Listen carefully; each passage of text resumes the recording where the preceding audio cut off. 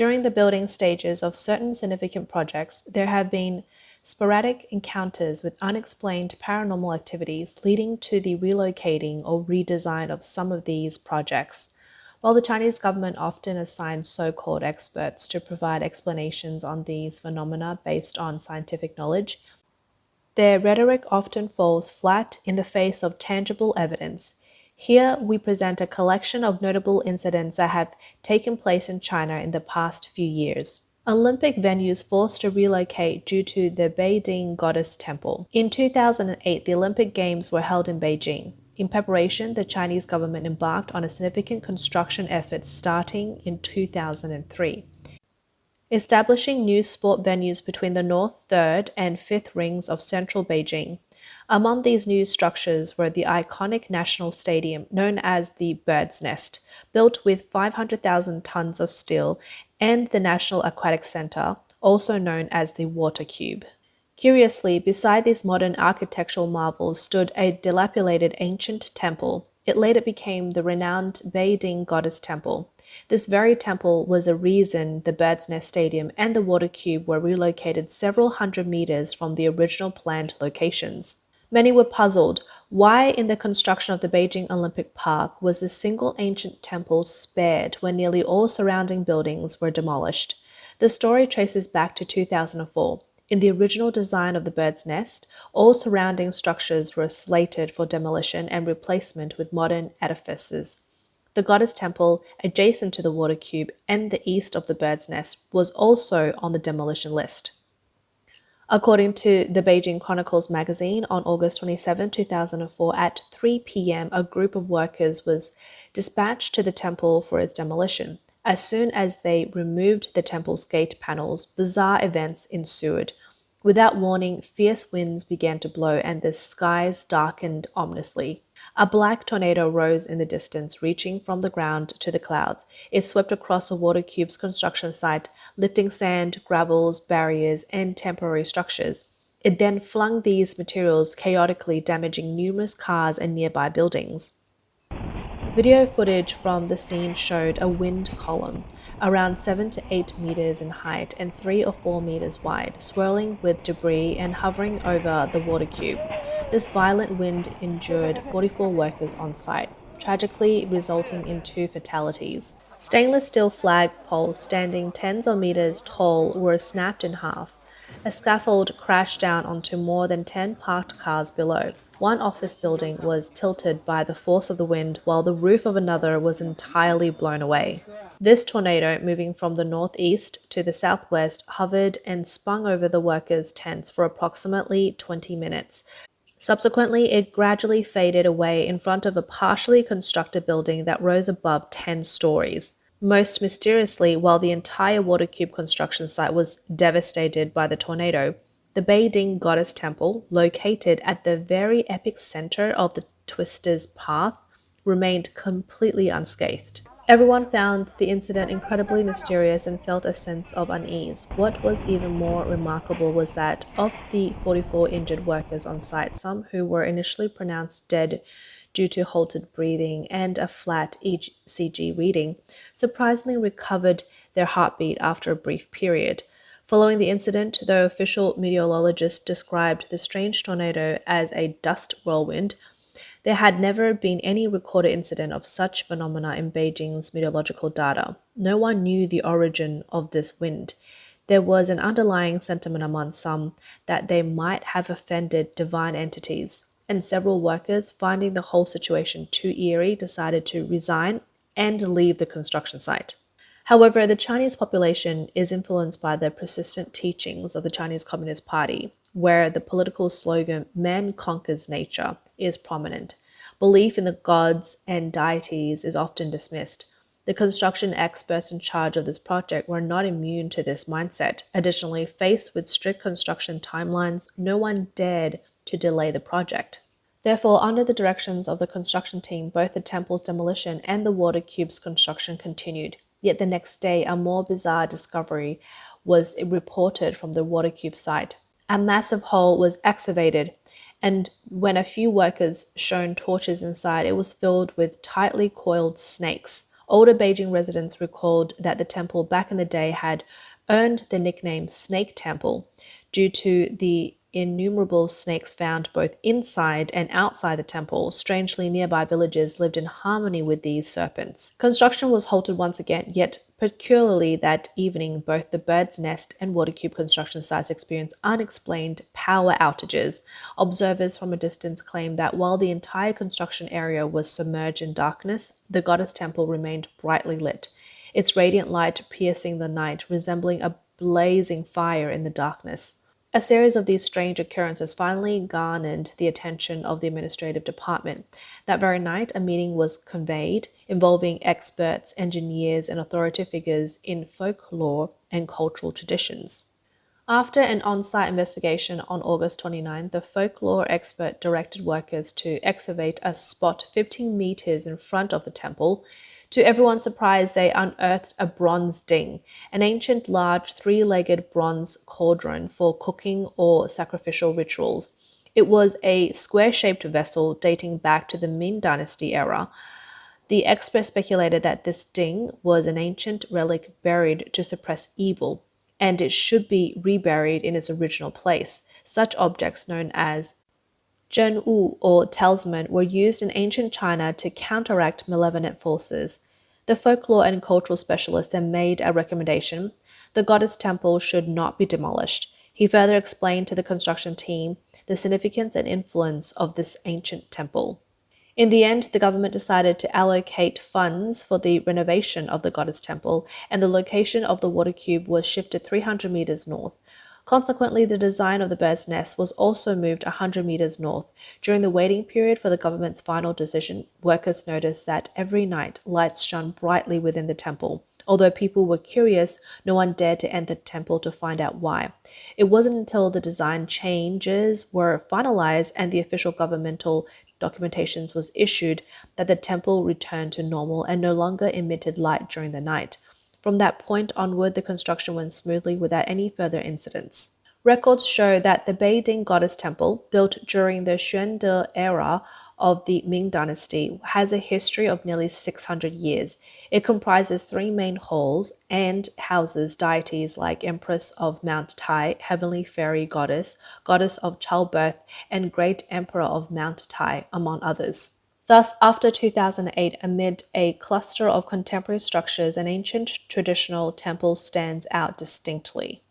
As usual, in an attempt to reinforce atheistic beliefs among the public, the Chinese Communist Party would assign so-called experts to give a scientific explanation for any phenomena, no matter how inexplicable. Hence, a meteorological expert stepped forward to label the mysterious tornado as a dust whirlwind, a type of vortex gradually formed in the surface atmospheric layer. Of course, the expert also specifically mentioned that it had nothing to do with the deities enshrined in the temple. But when asked why the whirlwind specifically occurred at that location, the expert had no answer. However, he did add that in Beijing's 55-year meteorological history, there had never been an instance of such a whirlwind. Nevertheless, after this incident, the temple's popularity surged, with numerous dignitaries making pilgrimages to offer their respects. An ancient well diverts the path of Beijing Subway Line 5. In 2003, construction of Beijing Subway Line 5 was in full swing. On June 17th, an old well was discovered at the Beijing-Chao segment of the construction site. The depth of this well was immeasurable, and the sound of rushing water could be heard from its mouth. Inside the well, 2 lengthy steel chains stretched seemingly without end, devoid of the typical stone strips or windlasses often found in other wells. The construction team planned to demolish the well. However, as workers began to pull on the chains, the sky suddenly darkened, followed by thunder and lightning, and then a downpour ensued, forcing the workers to halt operations. This heavy rainfall persisted for 3 days. Rumors also spread of a safety accident at the construction site.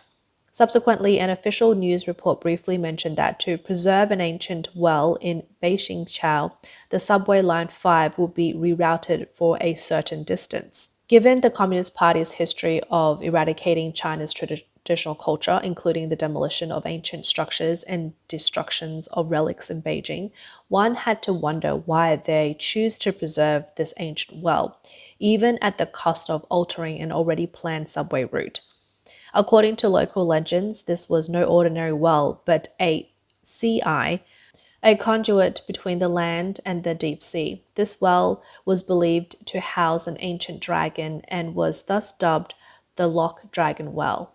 There are 3 CIs in Beijing. The largest is located underground in a large temple in the Jade Spring Hill town to the west of Beijing. Another is sealed beneath the White Pagoda in Beihai, and the third is the Lock Dragon Well. It's believed that if the sea eyes were opened, Beijing would be submerged underwater. Over 600 years ago, during the Yongle era of the Ming Dynasty, the revered monk Yao Guangxiao, among others, was commissioned by the emperor to expand Beijing and to build the Forbidden City. At that time, an old dragon attempted to drain all the water resources from Beijing. Yao Guangxiao managed to subdue the dragon and locked it within this CI. Everyone was hesitant to tamper with the chains inside the well. However, according to local elders, before the discovery of the well during the construction of Subway Line 5, the chains had been disturbed twice before. In 1937, during a military exercise near the Marco Polo Bridge in southwest Beijing, the Japanese army used the excuse of a missing soldier to invade and occupy the city. During the city-wide search, they came across this dark old well in Beixingqiao and noticed the 2 long iron chains within it. Assuming Chinese soldiers might be hiding there, they forced local residents to pull up the chains. Astonishingly, after 3 days and nights of continuous pulling, nearly 2 kilometers of chain had been retrieved, yet no end was in sight. Then suddenly a foul-smelling black water surged upwards from the well, filling the street with its putrid stench. Occasional eerie noises, similar to the bellowing of cattle, echoed from the well. Terrified, the Japanese soldiers ceased their efforts, returning the retrieved chains back into the depths. The second disturbance occurred during the Cultural Revolution, when the Communist Red Guards, under the influence of the campaign against the Four Olds, which aimed to eradicate China's traditional culture and customs, also attempted to pull up the chains. Their experience mirrored that of the Japanese soldiers, leaving them terrified. They were quick to restore the world to its original state. The chilling experiences of the Japanese soldiers and the Red Guards convinced the local government not to take any further risks. Even scientists now are reluctant to engage with it. The Dragon Pillar of Shanghai's Yang'an's Elevated Expressway. In November 1995, Shanghai's Chengdu North Road Elevated Road project, a significant municipal construction, was in full swing. A major supporter pillar was planned where Chengdu North Elevated Road intersects with Yang'an's Elevated Road. Given that this pillar would have to support 2 overlapping elevated roads with 4 layers of roadway, the technical requirements were stringent. The foundation for the pillar was to be based on pilings. The plan called for several 0.9-meter diameter and 64-meter long steel pilings to be driven into the ground. The construction team responsible for this task was among China's best equipped and most experienced. They had already successfully driven pilings in other sections of the project. However, it seemed impossible for a particular primary piling to be driven into the ground at this particular location. According to geological data, the area is part of the Yangtze River Delta alluvial plain, and there was no record of any abnormalities in the local strata. Despite this, the piling wouldn't settle. Geologists were baffled, unable to provide a rational explanation for the anomaly. As a result, construction came to a halt, while experts tried numerous methods to resolve the issue. Whenever the piling was driven a bit into the ground, water would sprout out from below, pushing the piling back up. Yet geological surveys showed no significant aquifers beneath. This perplexed experts and engineers alike. Without the ability to set these pilings, constructions of the crucial pillar was impossible, delaying the entire project. In the midst of this stalemate, someone suggested consulting feng shui practitioners for a potential breakthrough. Although the construction team believed it was purely a technical problem, they were out of solutions and were willing to give anything a try. Consequently, the project's lead engineer approached the abbot of Shanghai's Jade Buddha Temple, Master Shi Zhencheng. After inspecting the construction site, Master Shi Zhencheng stood silently, with closed eyes and palms together for a long while. Desperate for a solution, the project manager pleaded for his guidance. Finally, the monk spoke, explaining that the site was located on a dragon's lair, dragon energy channel, with a massive dragon resting beneath. The piling was directly above the dragon's head, preventing its insertion. The manager sought a solution, to which the monk replied that on a specific date and time that month, the dragon would leave its lair. If the piling was driven then, the 9 dragon engraved on it, it would be accepted, as the dragon would see it as a visit from its king. This was the only solution. Master Shi Zhencheng solemnly remarked, "This is a divine secret. By revealing it for the betterment of Shanghai's resident and the city's development, I fear my days are now numbered." At the precise moment specified by the monk, the construction team began the piling process. As foretold, the steel pile engraved with 9 dragons was successfully driven into the ground. On December 1st, a few days after successfully placing the pilings as he had instructed, Master Shi Zhencheng passed away. High-ranking officials from the Shanghai municipal government and the project manager paid their respects at the Jade Buddha Temple. There was some additional information Master Shi Zhencheng had provided that was not to be shared, and he had instructed, so the details remain unknown. Today, among the thousands of pillars supporting Shanghai's elevated roads, only this particular pillar is uniquely wrapped with white steel plates adorned with dragon motifs. Unexplained phenomena and mysteries abound globally. The Chinese Communist Party has always propagated atheism, undermining the traditional faith of the Chinese people. In turn, they emphasized the people's worship of the party. This had led to an accelerating decline in moral standards. However, hypocritically, many leaders of the CCP themselves actually believe in supernormal forces and feng shui. Mao Zedong, the former CCP leader, believed in these mystical forces. A fortune teller once warned him against crossing the Yellow River and advised against returning if he did. Heeding this, after moving from Yan'an to Beijing, Mao never returned to Yan'an. The numerology 8341, representing his military unit, was said to be dictated by a Taoist, which Mao later realized symbolizes his age, 83, and years in power, 41, starting from the Zhenyi Conference in 1935. For his move to Beijing, he chose September 9th at 9 a.m. based on advice about picking a significant number. His decision not to reside in the Forbidden City also stemmed from similar counsel. While Mao acknowledged these mystical forces, he seemed to use them merely as a tool for personal gain and not as a moral guidance.